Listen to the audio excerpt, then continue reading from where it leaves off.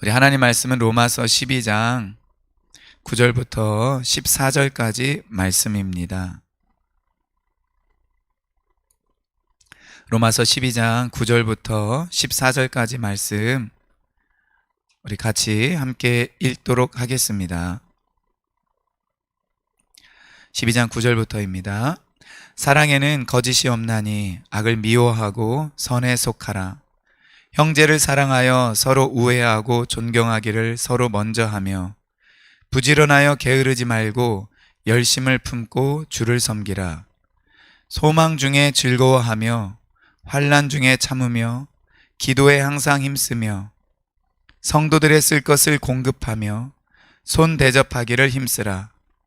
너희를 박해하는 자를 축복하라. 축복하고 저주하지 말라. 아멘. 여러분, 오늘 우리가 읽은 이 말씀은 우리가 암송하고 우리 마음판에 더욱더 새겨서 우리의 손과 발로, 입술과 행동으로 실천할 만한 그럴 가치가 있는 굉장히 귀하고 좋은 말씀입니다. 그리고 어렵지 않은 쉬운 말씀, 그러나 심오한 말씀입니다. 우리가 여기에 있는 것들을 늘상 실천할 수 있도록 힘쓰기를 원합니다. 저는 이 중에서 몇 가지 말씀만 좀 선별해서 좀 짧게 나누고자 합니다. 먼저 9절에 보면은 사랑에는 거짓이 없나니 악을 미워하고 선에 속하라 라고 이야기를 하고 있습니다. 이 거짓이 없다라는 이 헬라어 단어는 그 영어 단어 히파크러시의 어원이 되는 그 단어 앞에 부정 접두어를 붙인 단어입니다. 즉 그러니까 사랑이라는 것은 가면을 쓰는 것이 아니다. 위선적인 행동을 하는 것이 아니다라는 것입니다. 바울이 이 편지를 쓸 그 당시에 사람들이 연극을 할 때 가면을 쓰고 연극을 하였는데 그것이 바로 거짓이라는 단어입니다. 근데 사랑은 그런 거짓이 아니라는 것입니다. 위선이 아니죠. 사랑은 자기의 솔직한 모습을 그대로 보여주는 것입니다. 자기의 진정성을 보여주는 것이 사랑입니다. 마음에도 없는 말 하거나 아첨하는 말 하거나 아니면 그때 위기를 모면하기 위해서 그냥 하는 말들은 진정한 사랑이 될 수가 없습니다. 사랑은 모든 거짓과 위선과 속임을 버리는 것입니다. 그리고 우리는 무엇을 해야 되냐? 악을 미워하고 선에 속해야 합니다. 이것은 구약 성경에도 많이 강조된 말씀입니다. 잠언 8장 13절에 보면은 여호와를 경외하는 것은 악을 미워하는 것이라 라고 이야기를 하고 있습니다.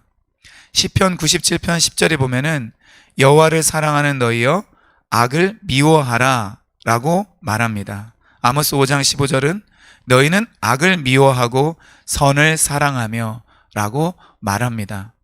여러분, 우리 그리스도인들은 좋은 게 다 좋은 거야, 아니면은 이것도 좋고 저것도 괜찮아 라고 말하는 자가 아닙니다. 우리 그리스도인들은 악과 선이 분명해야 합니다. 그러면 우리가 어떻게 악을 미워하고 선에 속할 수 있을까요? 그것은 악과 선에 대한 기준이 분명할 때입니다. 즉 악과 선을 구분하는 하나님의 말씀, 하나님의 법을 우리가 분명히 알 수 있을 때, 그 하나님의 그 법에서 얼마나 악을 미워하고 선을 귀하게 여기는지 우리가 알게 될 때, 그때 비로소 우리가 악을 미워하고 악을 단죄하고 그리고 선을 사랑하며 선한 행동을 하게 되고 선에 속할 수 있게 된다라는 것입니다.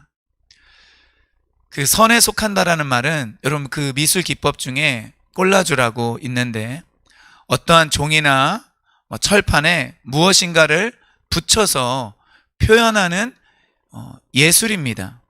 바로 그것이 속한다라는 거예요. 붙여버리는 거예요. 그러니까 선에 우리가 붙어버리는 것입니다. 그러니까 우리의 생각과 우리의 마음과 우리의 삶이 선에 속해야 됩니다. 그럴 때 우리 가운데서 선한 행동이 나오는 것입니다.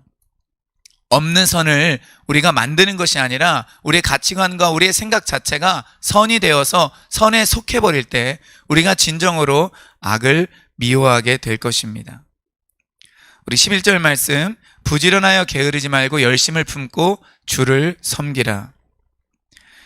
여러분, 부지런하여 게으르지 말라, 이 말씀도 잠언에 굉장히 많이 나오는 말씀이죠. 잠언 18장 9절에 보면 자기의 일을 게을리하는 자는 패가하는 자의 형제라고 말을 하고 있습니다. 부지런한 자의 경영은 풍성함에 이르거니와 조급한 자의 경영은 궁핍함에 이른다라고 말을 하고 있습니다. 여러분, 우리가 어떤 일을 계획할 때, 뜻을 세우고 무엇인가를 준비할 때 부지런하게 경영하면, 미리미리 준비하고 할 일을 정해서 실천에 옮기면 그 결과는 풍성합니다. 많은 열매가 있습니다. 아름답습니다. 그러나 조급하게 어떤 일을 계획하고 준비하면 궁핍합니다. 열매가 없습니다. 건질 만한 것이 없습니다. 학생들이 공부를 할 때 미리미리 계획을 세워서 준비하는 것이 부지런한 자의 경영이며 그 결과는 좋을 것입니다. 그러나 반대로 시험 준비를 하루 전날 하거나 며칠 전날 해서 날 꼴딱 새는 방식으로 공부를 한다면, 우리가 어떤 식으로 그런 일을 진행한다면 그것이 조급한 자의 경영이 될 것이고 그 열매는 궁핍함에 이를 뿐입니다. 그러므로 우리 하나님의 백성들은 부지런해야 됩니다. 그런데 성경을 읽어보면, 신약 성경으로 넘어가다 보면은 마태복음 25장의 달란트 비유에서 예수님께서 2달란트, 5달란트 받았던 사람들의 결과에 대해서 뭐라고 말씀하십니까? 잘하였도다, 착하고 충성된 종아 라고 말을 합니다. 반면에 1달란트를 받았지만 그 달란트를 가지고 장사하지 않은 사람, 자기에게 하나님께서 주신 특권과 기회를 가지고 영적인 모험을 하고 좁은 길로, 좁은 문으로 들어가지 않은 사람에 대해서는 뭐라고 합니까? 악하고 게으른 종이라고 말합니다. 여러분, 여기서 이 게으르고 악한 종이라 라고 말한 그 예수님의 말씀, 그때 사용된 이 게으름, 이 구약 성경의 말씀과 연결되는 것입니다. 우리가 깊이 생각해 봐야 됩니다. 히브리서에 보면은 동일한 부지런함을 끝까지 나타내요. 게으르지 말고 오래 참고 인내하라고, 믿음을 가지라고 말을 합니다. 여러분, 우리가 신앙생활을 하나님 앞에서 변하지 않고 롱런하기 위해서는 인내와 믿음을 끝까지 유지하기 위해서 필요한 것이 무엇이냐? 그것이 바로 게으르지 않는 것입니다. 동일한 부지런함을 끝까지 나타내는 것입니다. 동일한 부지런함을 끝까지 나타내는 것이 무엇이냐? 그것이 바로 충성입니다. 충성됨이란 변하지 않는 한결같음을 의미합니다. 하나님의 사람이 하나님 앞에서, 사람들 앞에서 나에게 주신 그 달란트를 가지고 변함이 없는 모습으로 하나님을 섬길 때, 맡은 바 사명에 최선을 다할 때 하나님은 그것을 충성되다라고 말을 합니다. 그리고 그러한 사람은 믿을 수 있습니다. 언제나 그 모습이 변함이 없기에 믿을 수 있습니다. 이것을 가리켜 신실하다라고 이야기를 합니다. 하나님 역시 만군의 여호와의 그 열심으로 구원 역사를 이루어 나가시며 언제나 그 모습이 변치 않는 신실한 하나님이십니다. 그러므로 우리 역시 부지런하고 게으르지 말아야 됩니다. 그 다음에는 열심을 품고 주를 섬기라 라고 말합니다. 열심을 품다라는 것은 이 원어를 보면은 성령으로 뜨거워지다 라는 의미를 가지고 있습니다. 그래서 쉬운 성경이나 새번역이나 우리말 성경은 다 이런 식으로 번역을 하고 있습니다. 성령으로 뜨거워진 마음을 가지고 주님을 섬기십시오.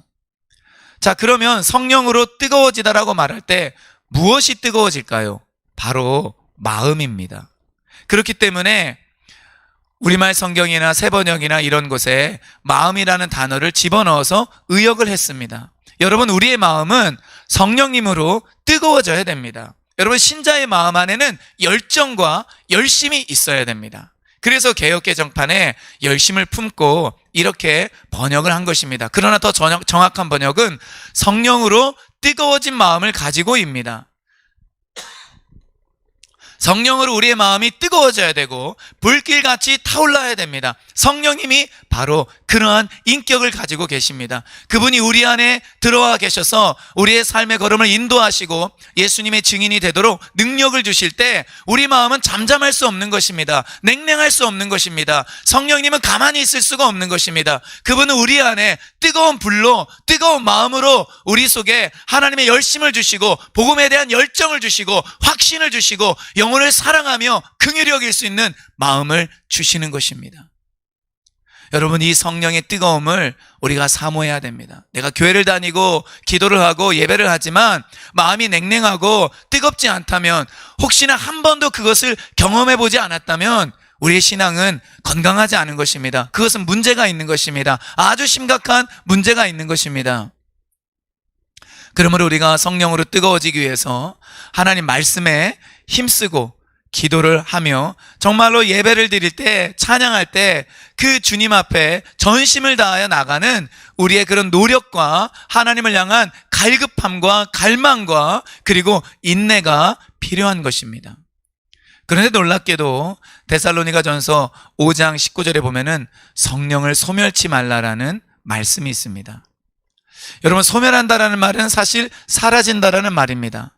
그러면 성령이 사라지게 하지 말라, 좀 당황스러운 표현일 수가 있습니다. 왜냐하면 우리 안에 계신 성령님이 그럼 사라질 수도 있기 때문에 사라지지 말라라고 명령한 것인데 사라질 수 있다라는 말인가?